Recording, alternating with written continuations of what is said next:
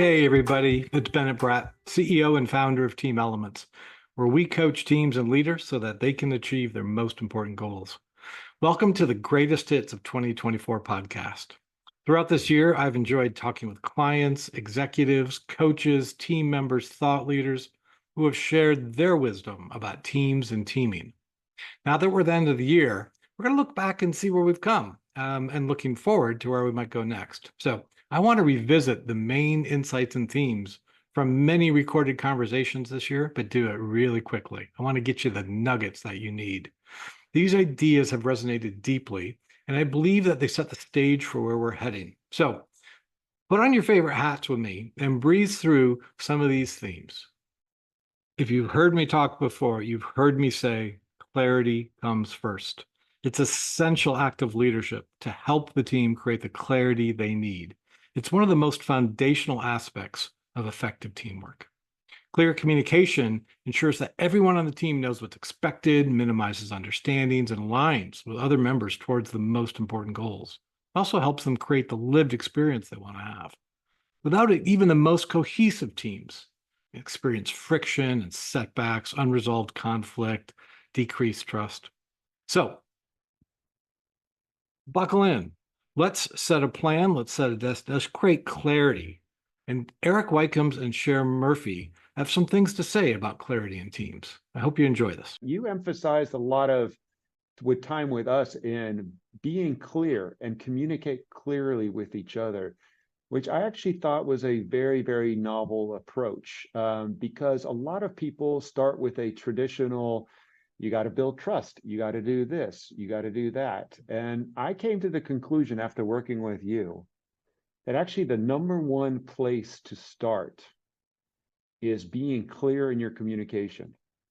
Without clear communication, you can't build trust, you can't do anything, because if you're talking a different language from somebody else, you're not able to establish the bonds that form the relationships. So one of the big conclusions that I came out of the working with you for a year and a half was the place to start is to actually get an alignment on basic communication. How are we going to talk to each other? That's it. So start there. I often talk to leaders and high potential people who are growing their careers about talk to people in a way that they can hear you. And so I think it's really important to think about, and it's not just empathy, it really is what's important to this person, because if you're on a team with them or they're a leader from a team and you watch them, you know what's important to them, you know what they're focused on.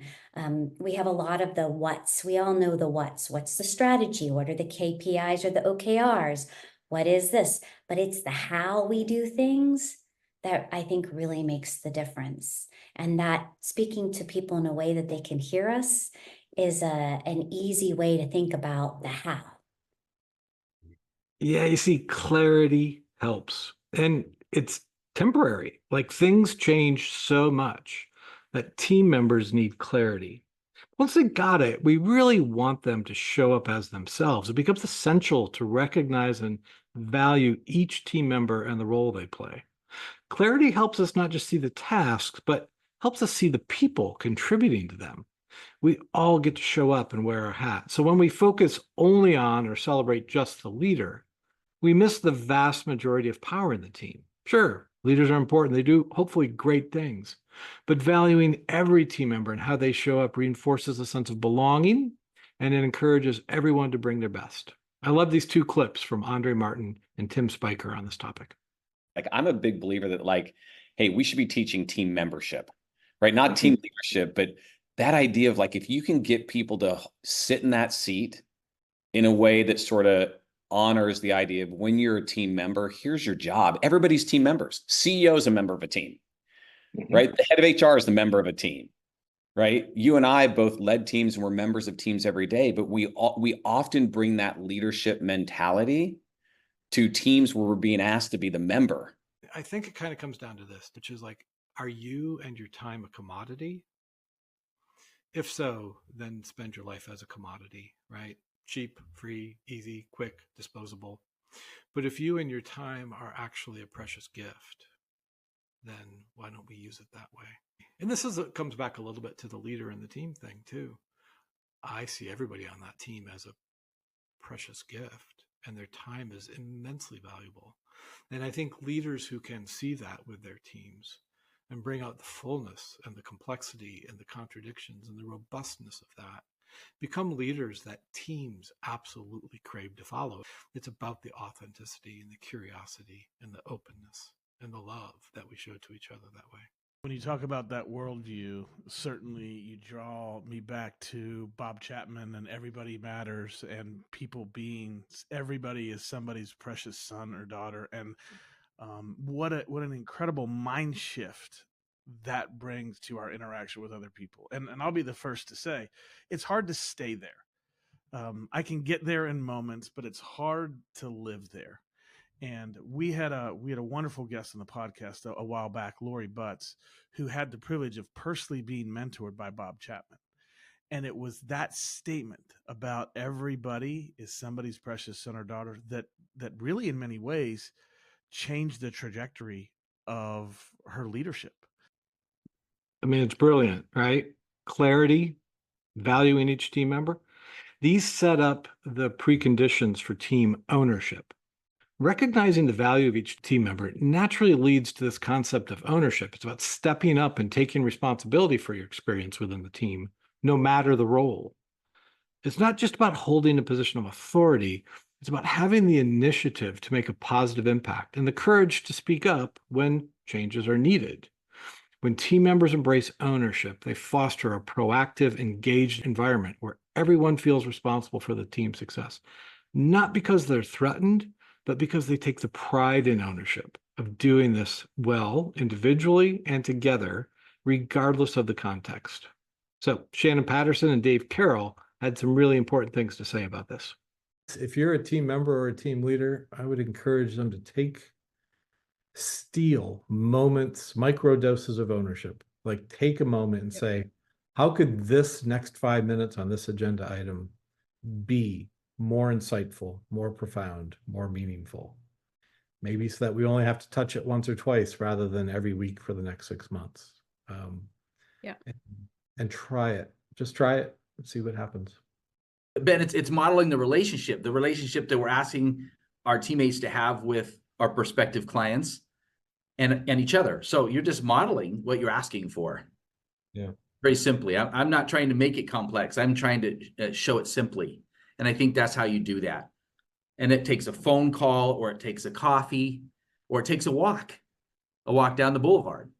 I think that could change everything. Changing your scenery with someone, finding out how they're doing, what they're thinking, what's up, could change everything. So ownership paves the way for an investment in the team's growth. Just like an acorn, just like an acorn that grows into an oak tree over time. When team members take responsibility and feel valued, the next natural step is to invest in their collective improvement. Teams that see their worth dedicate time and resources to develop their skills and capabilities. This commitment to growth creates a culture of continuous improvement and shared progress, driving the team towards even greater success. Catherine Golub and David Snavely had some really important comments on why investing in team growth is essential. You write about time scarcity and attention poverty and how those are so fundamental to why we are struggling so much. And I hear you saying, if we can start with you're worth taking just this little bit of time, if we understand that we're worth that little bit of time and invest that little bit of time, so many things can shift. So I wonder what you would say to folks who are not yet convinced of that. On the one hand, not yet convinced, like really everything is so urgent, time is so scarce. Is it really worth taking the time? What would you say to them? And at the same time, I heard you mention 5 minutes at the beginning of the meeting or 10 minutes at the end.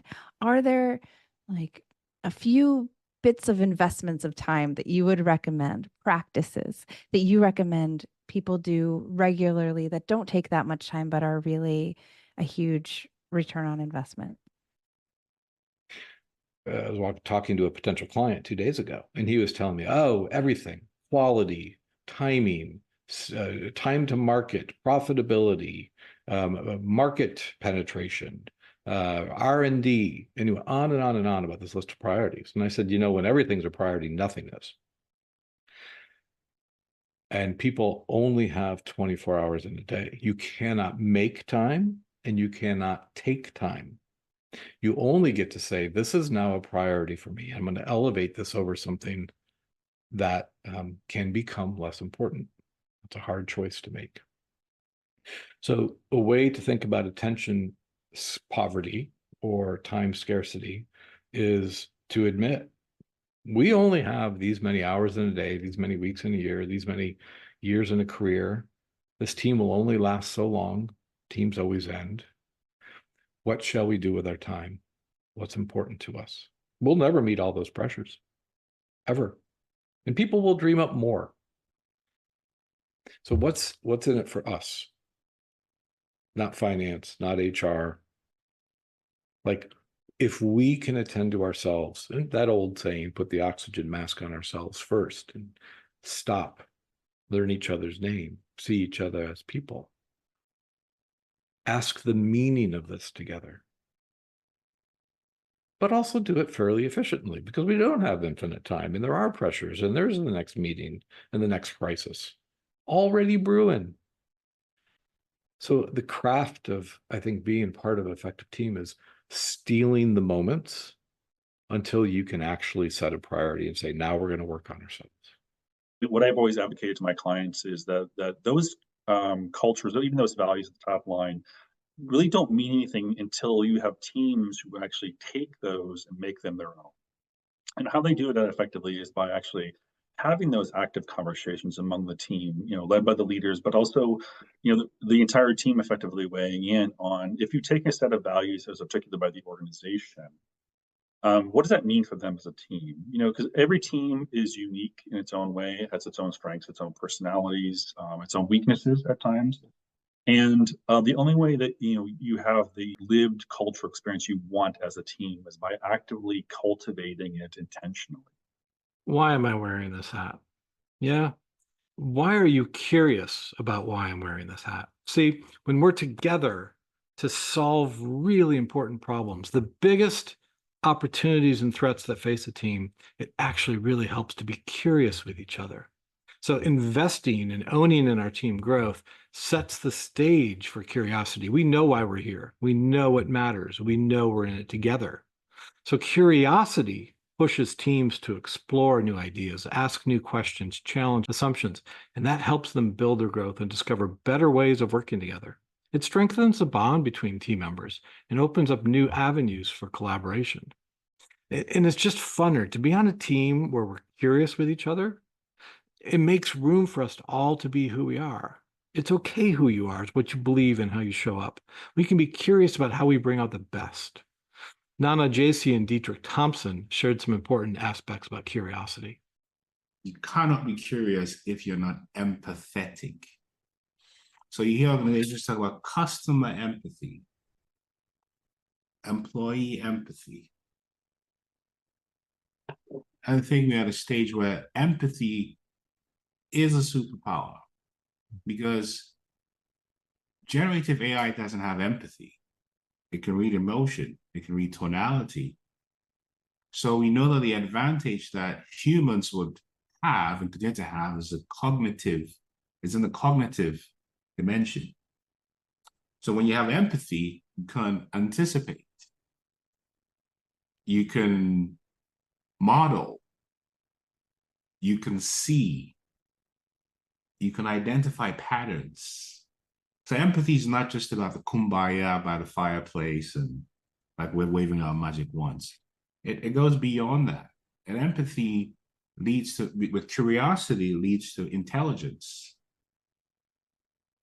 Because that intelligence is not static based on memory. Intelligence is always current.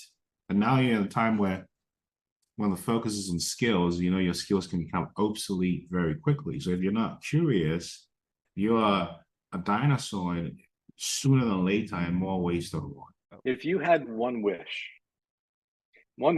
for the next generation, for the next folks, you and I, our times in organization will end, but there's another generation and another one behind that. And you could create a wish for, let's just say, the humanity of people who come into organizations. What would you wish for them? You know, I would wish for them to stay curious.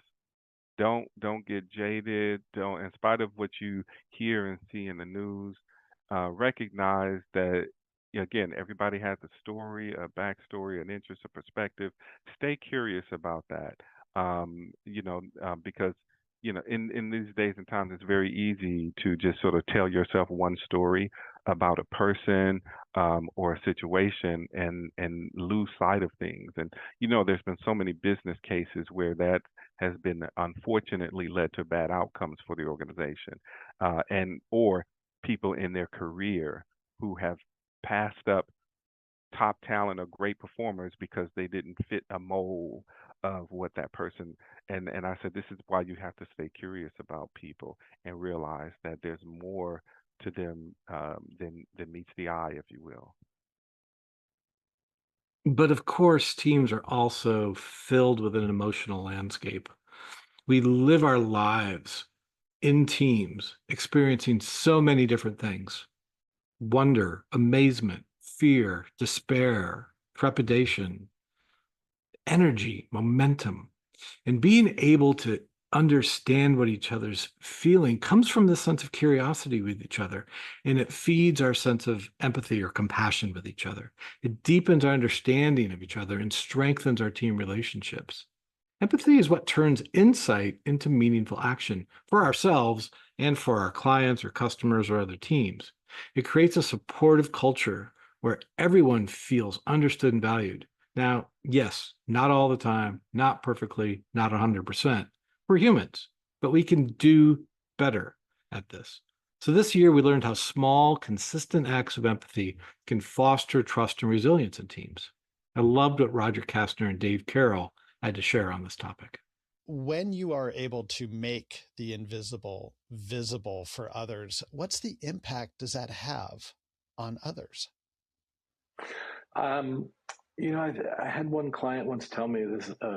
I said, "What's it like to be seen and heard?" And for me to help you begin to see what's going on in this team in ways that you might not have. Somebody said, that feels like love. That seeing and hearing and being understood feels like love. And I couldn't trust it at first because it's so uncommon. But now I understand we're learning how to do that with each other. And I don't get it, but I get it. And I know I like it. So help me learn more. And so the impact is personally they have a different lived experience. I think from more of a social perspective as people on the team, I think they begin to learn. If you'll see and hear me and make things visible with me, I'll do the same with you. And it might take us different amounts of time, but we're going to get there. And we have a belief that will change things. I think what you just said about being seen and heard feels like love. Absolutely. And we know that in our personal lives. Why wouldn't that be something we strive for in our work lives? It's important. People want to know you care. People want to know that you're thinking about them. It doesn't mean that you have to do it all day long, but it doesn't mean that you have to do it. I think that's the right thing to do. And I'm not sure that as leaders, enough of us are doing that enough. Let's pull it together. The end of the year is coming. New things lay ahead, but we see these themes very powerful. Create clarity, value the team ownership, no matter who shows up. Our sense of ownership and investment in our growth, curiosity and empathy. All of these elements are connected. They form the foundation for strong, effective teams that not only perform well, but they create an environment and lived experience where everybody feels a good sense of being themselves. They thrive when we connect these dots together. But who knows what lies ahead for teams and leaders next year? 2025 is going to bring immense challenges and opportunities that leaders need to be ready to seize despite volatility. I guarantee you that people on your team believe differently about our world, about what's important, and they show up every day with differences and divergence. And you know what? The work of the team still needs to get done. Do you want to talk about this? I'd love to. I think there's so much that lies ahead, and it's going to be an opportunity to focus on the most important things. It's possible that what you and I learned together will end up reflected in our best of 2025 reel a year from now. So as always, deep gratitude for what we've accomplished together. I'm thrilled that you dropped in. I want to stay in communication.